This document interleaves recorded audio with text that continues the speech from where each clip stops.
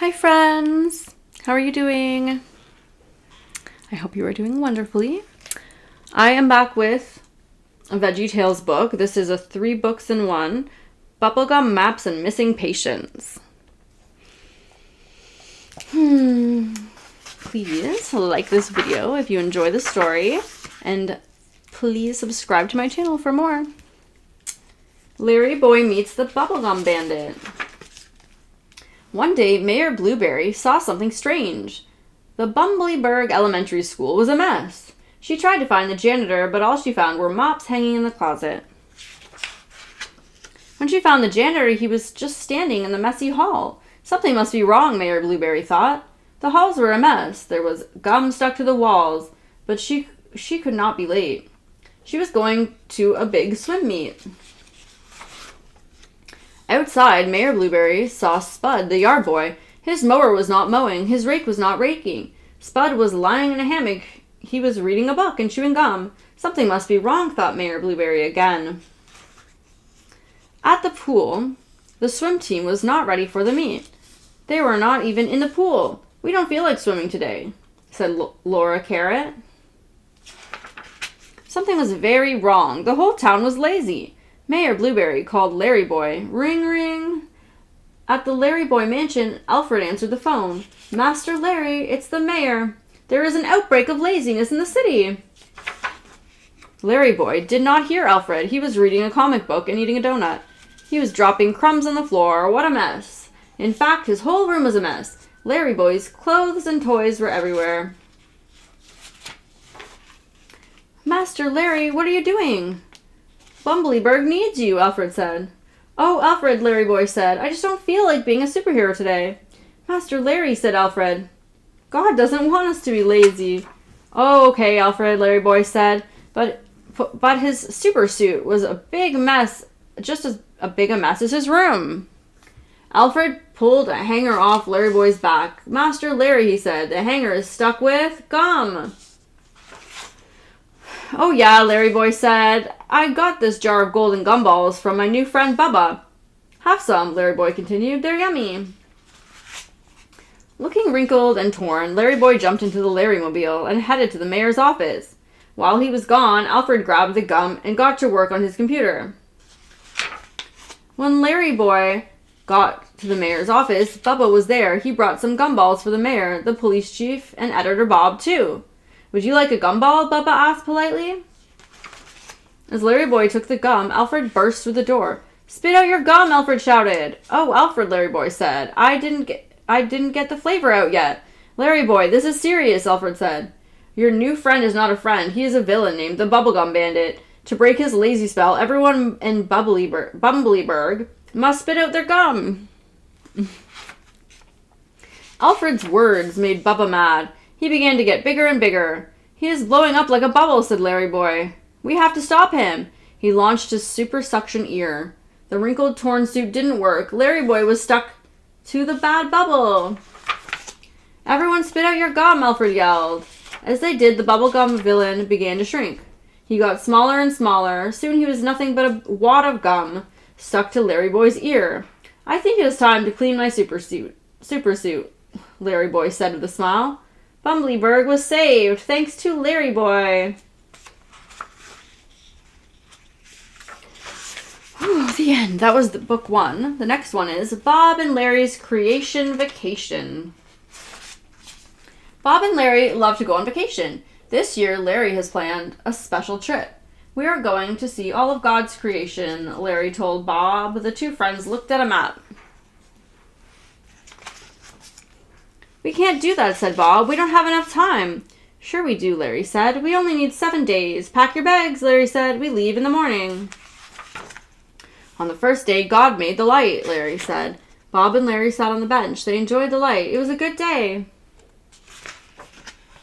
Later on that same day, Larry said, God made the night. Larry turned out the night. Then Larry... out the light. Then Larry started to snore. It was a better night for Larry than for Bob. On the second day, Larry said, God made the sky. Bob and Larry flew like birds in the sky. It was a good day. On the third day, Larry said, God made the blue sea. Bob and Larry swam in the ocean. It was a good day. Then later on, the same day, Larry said, God made the land. It is good to be on land, Bob said, happy to be out of the water. On the fourth day, Larry said, God hung the sun, moon, and stars.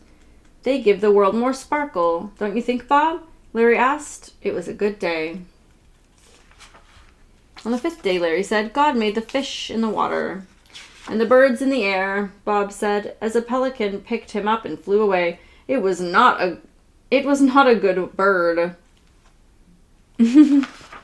God made more than 10,000 kinds of birds, Larry said, and more than 28,000 kinds of fish. God worked hard on day 5. It was a good day. There's a hammerhead shark and a pufferfish. On the 6th day, Larry said, God made the creatures on the land. All of them, Bob said, from the littlest ant to the biggest elephant. Think about all the creatures God made that day, Larry said. Bugs and rabbits, turtles and deer, beetles and mice, starfish and owls. And later the same day, said Larry, God made man and woman. He named them Adam and Eve, Bob said. It was a good day. On the 7th day, Bob and Larry were tired. They had seen all that God created, so just like God, they decided to rest. It was a great vacation. God saw everything he had made, and it was very good.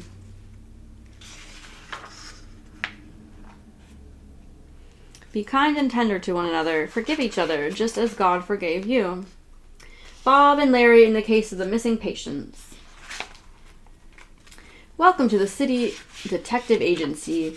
This is Bob and Larry. They are great detectives. Bob carries his badge. Larry carries his stuffed badger. The badger helps Larry to be brave. One day, Bob and Larry were teaching a SWAT class. Chief Nezer came in. He brought 3 new detectives. This is the pod squad, Nezer said. Teach them to be great detectives. Bob and Larry were glad to help. Ring! Bob picked up the phone. Mrs. Carrot had seen the masked door slammer. Bob and Larry had been looking for the door slammer for weeks.